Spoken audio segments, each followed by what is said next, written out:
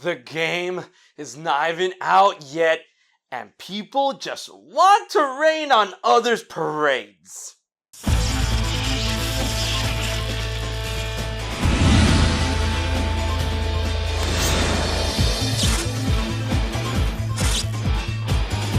What is up, you guys? It's HMK once again, and Tears of the Kingdom hype is so high, extremely high. I cannot wait for this game. It's coming out in May, and Zelda fans have been waiting years upon years after the release of Breath of the Wild and all the other games that are not new, but I mean, they're like Skyward Sword HD, Link's Awakening, all that good jazz. But Tears of the Kingdom, it's time.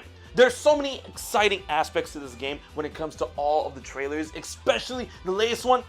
But of course, people on social media that just have mouths to talk and all that just have all these dumb takes to say, some of the dumbest, dumbassest thoughts ever when it comes to this latest and greatest Zelda game. And if Breath of the Wild was any inclinator, then Tears of the Kingdom is gonna be, it's gonna blow it out of the water. But these are some of the dumbest takes I've ever heard when it comes to Tears of the Kingdom. Are you guys ready to laugh, to cry, to rage, and get by? Now, of course, the big elephant in the room is that a lot of people are saying the game looks the same, and they're holding that against Tears of the Kingdom. Now, note that this is a sequel to Breath of the Wild, so of course there's going to be a lot of elements, a lot of designs, graphical style, art style, all that good jazz when it comes to Tears of the Kingdom and Breath of the Wild, you know, being one sequel to the other. For the longest, we were calling Tears of the Kingdom Breath of the Wild 2. So of course it's gonna look very similar, if not the same, and whatnot. But people take that way too out of pocket when it comes to the game looking exactly the same. When it comes to a similar art style, yes, I get it.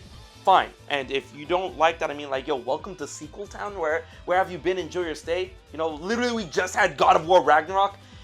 But when it comes to it look entirely the same, like nothing new has been added.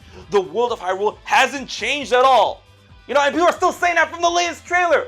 Do you not see Hyrule Castle floating in the air, powered by whatever kind of malice that is? Like the most angriest of angry malice. Do you not see the giant wind bubble, the storm, the whatever this is? Do you not see malice, death itself, spewing out of Death Mount? That's actually really good, Nintendo. Wow, that's pretty nice. And God knows what's going on. We have no idea what's going on in the desert or in the Lenaro province. That's a couple of things. I mean, Pharaoh. I mean, we do see a Nikljj over on the Great Bridge of Hylian going into the Pharaoh region. I mean, that's something, right? But to say that Hyrule hasn't changed at all, that's completely asinine, right? Along with that, we have the Sky Islands, which I feel there's going to be more and more as we go, and it goes extremely high. So high that we'll see the cusp of the stratosphere, the whiteness of the void when it goes on stretching into the horizon. And of course, the underground, which finally got, you guys don't understand how excited I am for the underground. So to say that Hyrule and the world and the game of Tears of the Kingdom looks the same, exactly the same, oh, they just maybe added one or two things. No! This is anything but the same. Sure, they used groundwork of a pre-existing world iteration of Hyrule in order to build upon, and a lot of sequels do that. You know, one of my favorites is actually, you know, like Jak 2 to Jak 3, and you know, the overworld, which by the way is one of the earliest ideas of a seamless open world. But we're not gonna get to that later. But I mean, like, you know, Jak and Daxter fans, cynical. But to say this is exactly the same is stupid. It's like, are your eyes not working? What is your damage? What is your deal? Huh? What is your major malfunction? And then spinning off that idea, when people are saying that it looks the same, people are like, oh, Tears of the Kingdom is glorified DLC.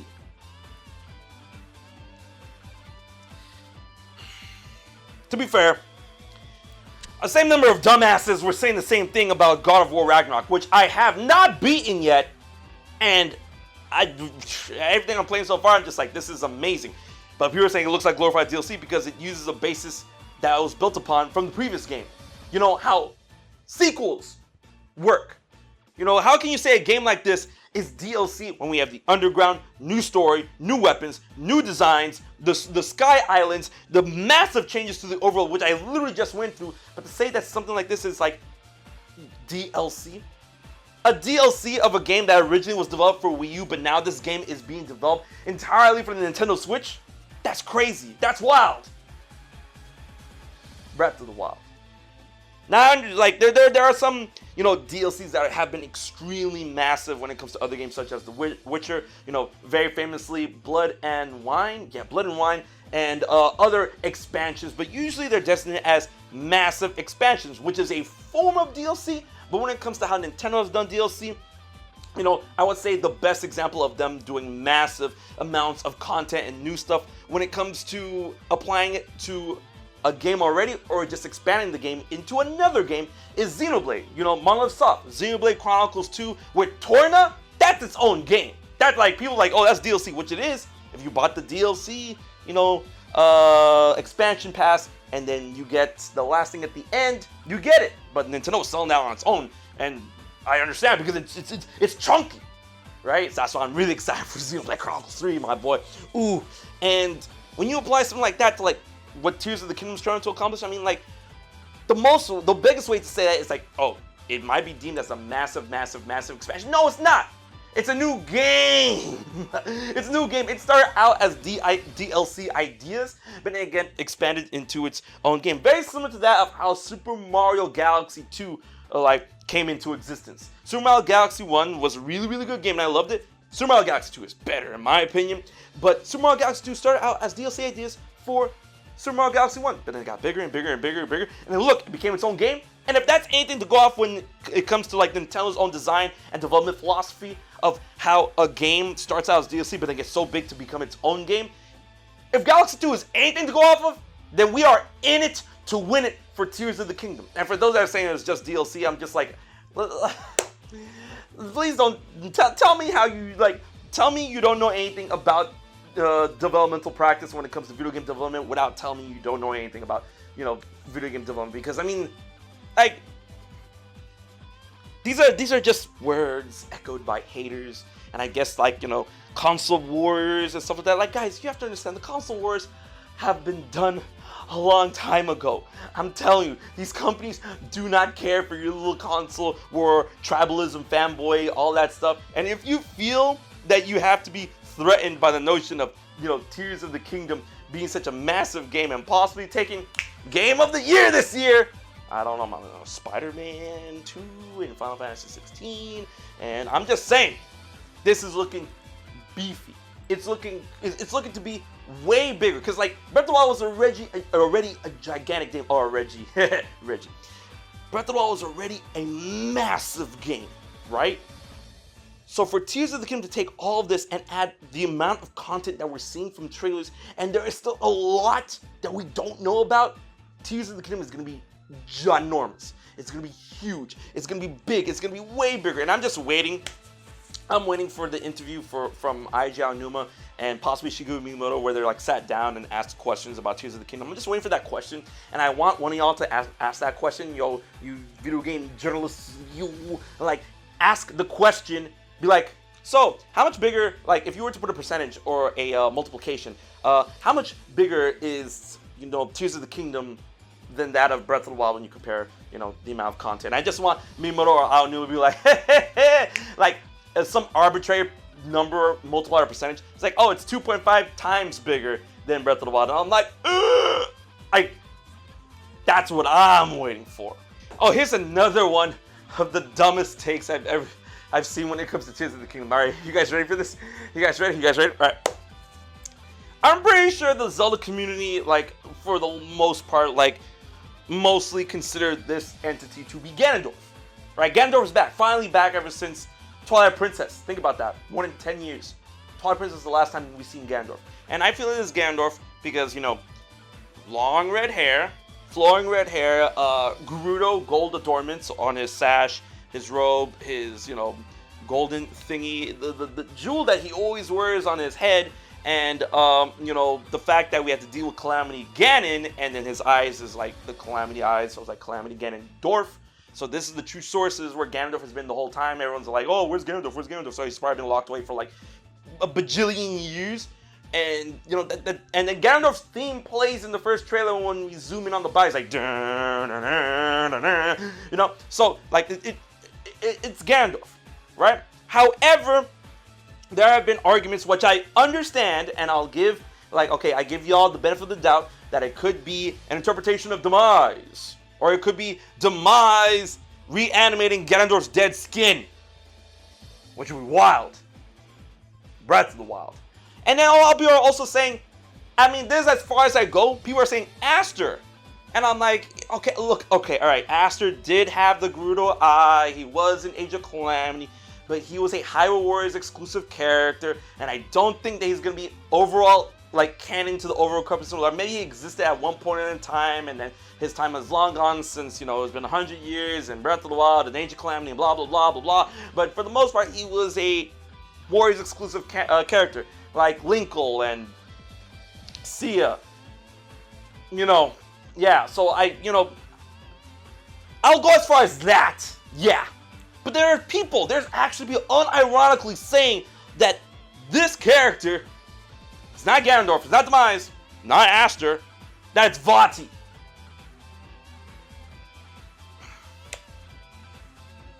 How? Now, to give another route to the benefit of the doubt,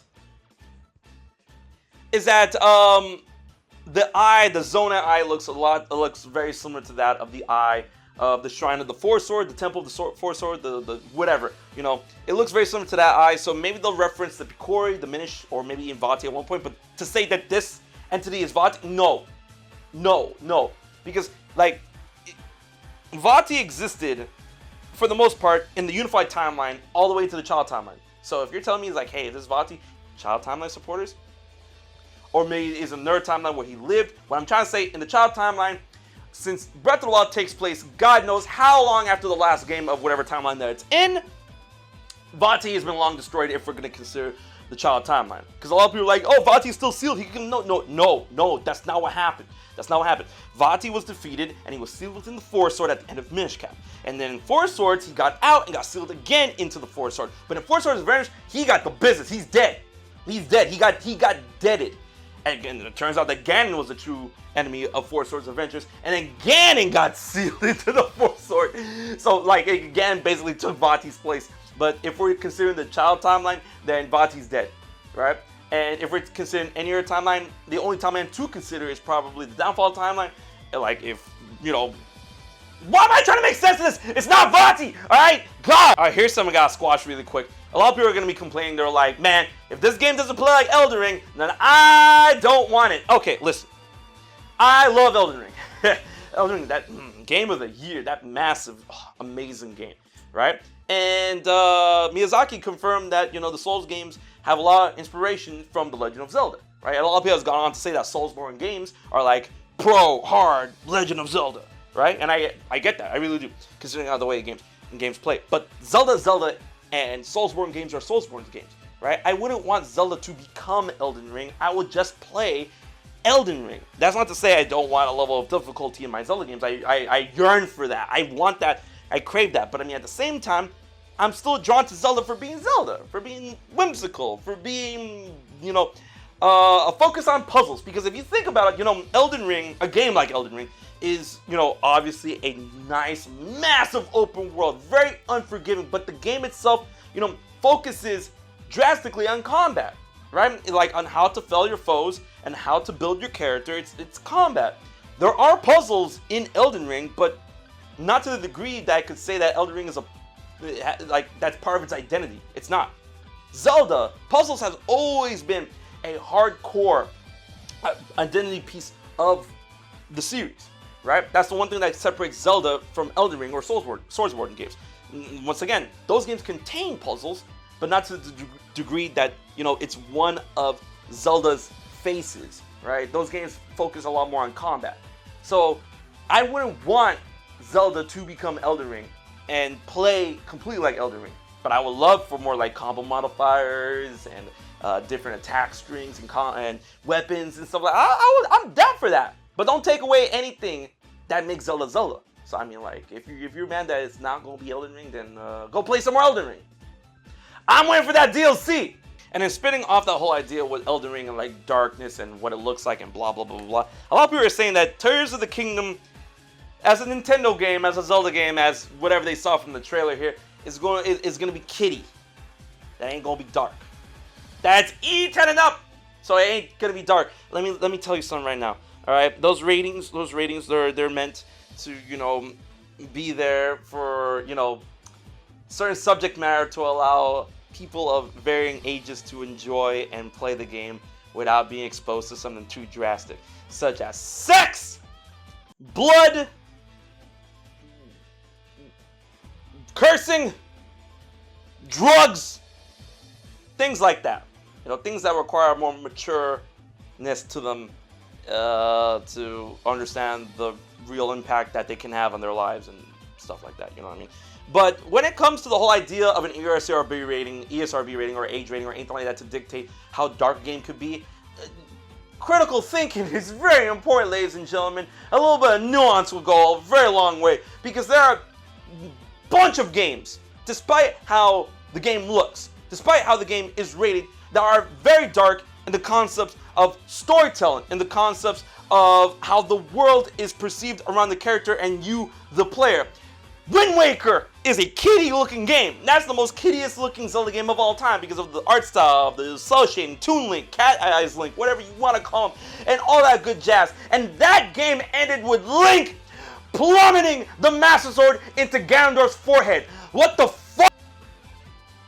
Oh, but it's kiddie. And then also the context of like the whole Kingdom of Hyrule being drowned because Ganondorf came out, went on a murderous rampage, started killing everybody, and there was the only way to stop him because the hero wouldn't show up is to drown everything and destroy the world as we know it. One of the saddest endings in the Zelda game, let me tell you, ladies and gentlemen, right? And then of course, you already know I'm Kingdom Hearts trash, right?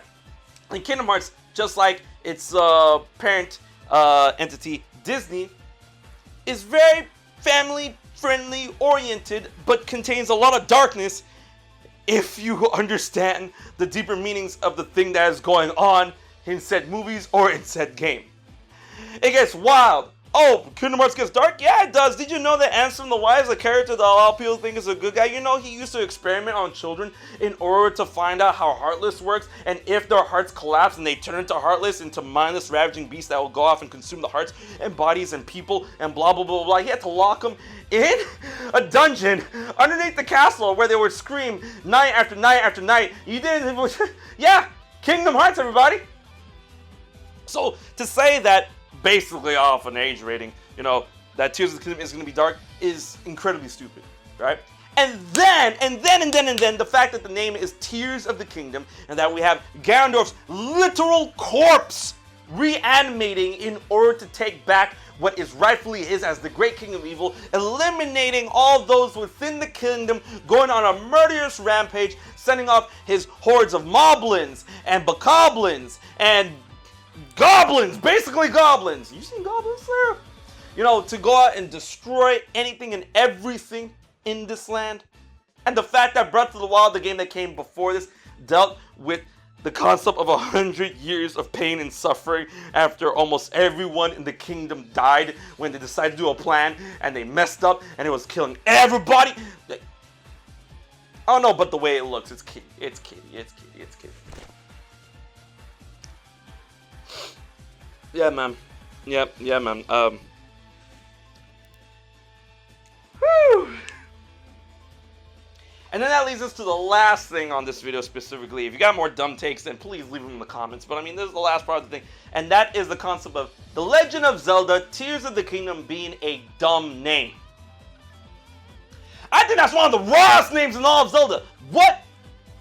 Oh, no, let me stop you where, like, oh, it's a dumb name coming from names like, you know, Triforce Heroes. Four Swords Adventures.